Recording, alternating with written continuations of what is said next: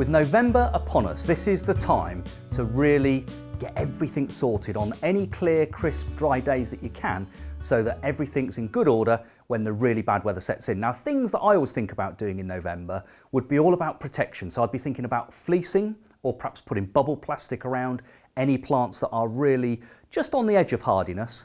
That will give them a few degrees of extra protection. So put some cosy fleeces on things like your citruses or any tender palms. That will make sure they stand the greatest chance of overwintering.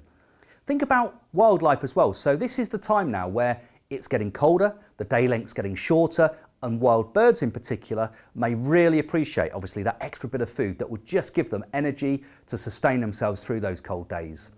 Think about the practical things. So if you've got hose pipes and they're still perhaps out from the summer months, get those tidied up, get them wound up, maybe pop them in the garage, and of course, if you can, lag any external taps so that if we do get a really cold snap, of course, they've got that protection as well. The other things to think about is in the lower light level days, and particularly if you get some heavy rainfall, you can get algae building up. So pathways can become very slippery. So if you've got a pressure washer, perhaps go and blast that algae away. And if you've got some spray and leave, it's the perfect product to add on straight afterwards. So if you use the pressure washer to clean and remove all of the grime and all of the algae, and then you put your spray and leave on, that will keep your pathway safer and looking better for even longer.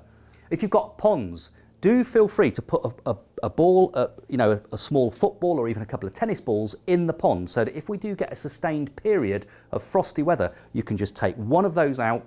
And of course, what that will then do is it will allow some exchange of air, so any of those gases that build up under the frost will of course be able to leave, and then your fish will be in perfect health. But make the most of your November garden.